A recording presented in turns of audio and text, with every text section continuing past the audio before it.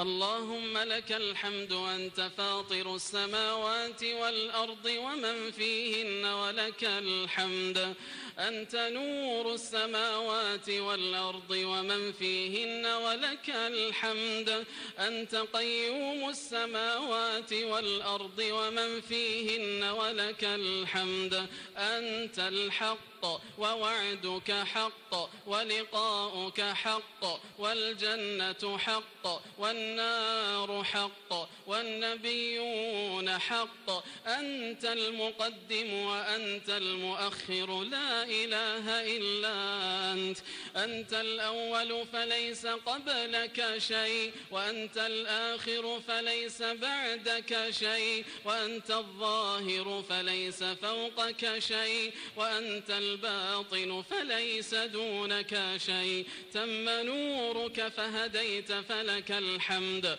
وعظم حلمك فعفوت فلك الحمد بسطت يدك فأعطيت فلك الحمد ربنا وجهك أكرم الوجوه وجاهك أعظم الجاه وعطيتك أفضل العطية وأهناها تطاع فتشكر وتعصى فتغفر وتجيب المضطر وتكشف الضر وتشفي السقيم وتغفر الذنب العظيم وأنت الرؤوف الرحيم اللهم إنا نشهدك ونشهد ملائكتك وجميع خلقك بأنك أنت الله لا إله إلا أنت وأن محمدا عبدك ورسولك ونشهدك بأن محمدا صلى الله عليه وسلم قد أدى الأمانة ونصح الأمة وكشف الغمة اللهم فاجزه خير ما جزيت نبيا عن أمته اللهم أمتنا على ملته واحشرنا في زمرته وأسقنا شربة من يده شربة هنية لا نظمأ بعدها أبدا اللهم إنا نسألك من خير ما سألك منه عبدك ورسولك محمد صلى الله عليه وسلم وعبادك الصالحون ونعوذ بك من شر ما استعاذك منه عبدك ورسولك محمد صلى الله عليه وسلم وعبادك الصالحون اللهم إنا نسألك من الخير كله عاجله وآجله ما علمنا منه وما لم نعلم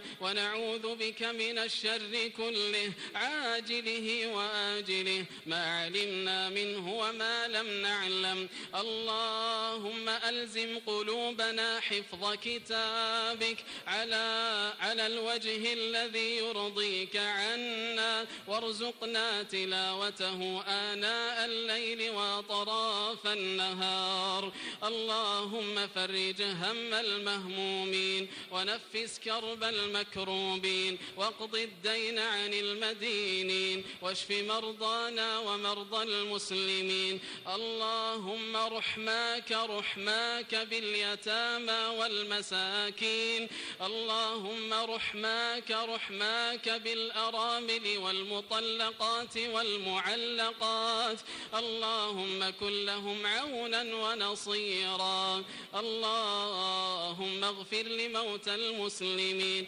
الذين شهدوا لك بالوحدانية ولنبيك بالرسالة وماتوا على ذلك اللهم خص منهم الآباء والأمهات اللهم من كان من آبائنا حيا اللهم من كان من آبائنا وأمهاتنا حيا فمتعه بالصحة والعافية ومن كان منهم ميتا فتجاوز عنه يا كريم. اللهم ارحمنا إذا صرنا إلى ما صاروا إليه تحت الجنادل والتراب وحدنا. اللهم ارحم في موقف العرض عليك ذل مقامنا. اللهم اجعل قبورنا بعد فراقنا للدنيا من خير منازلنا، وافسح لنا فيها ضيق ملاحدنا، وارحم في موقف العرض عليك ذل مقامنا.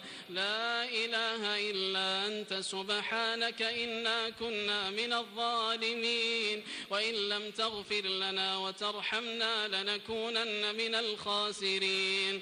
اللهم اغفر لنا أجمعين، وهب المسيئين منا للمحسنين. اللهم اقسم لنا من خشيتك ما تحول به بيننا وبين معصياتك، ومن طاعتك ما تبلغنا به جنتك، ومن اليقين ما تهون به علينا مصائب الدنيا. ومتعنا اللهم بأسماعنا وأبصارنا وقواتنا أبدا ما بقيتنا، واجعله الوارث منا، واجعل ثأرنا على من ظلمنا، وانصرنا على من عادانا، ولا تجعل الدنيا أكبر همنا ولا مبلغ علمنا ولا إلى النار مصيرنا، برحمتك يا أرحم الراحمين.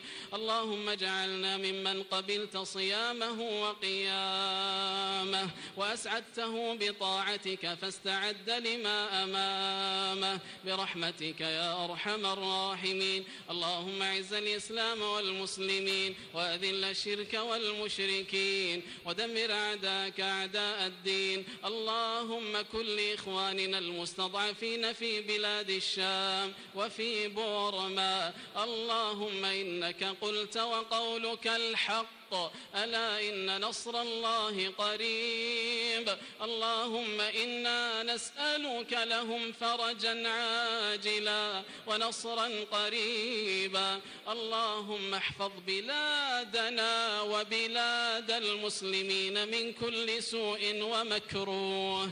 اللهم من أرادنا وأراد بلادنا بسوء، اللهم من أراد وأراد بلادنا وبلاد المسلمين بسوء، اللهم فاشغله في نفسه واجعل كيده تدميره، وارنا فيه عجائب قدرتك. اللهم آمنا في أوطاننا، واصلح أئمتنا وولاة أمورنا، وفق ولي أمرنا بتوفيقك، وأيده بتأييدك، وانصر به دينك، ووفقه ونائبيه وأعوانه لكل ما تحب وترضى، ولكل ما فيه صلاح للإسلام والمسلمين.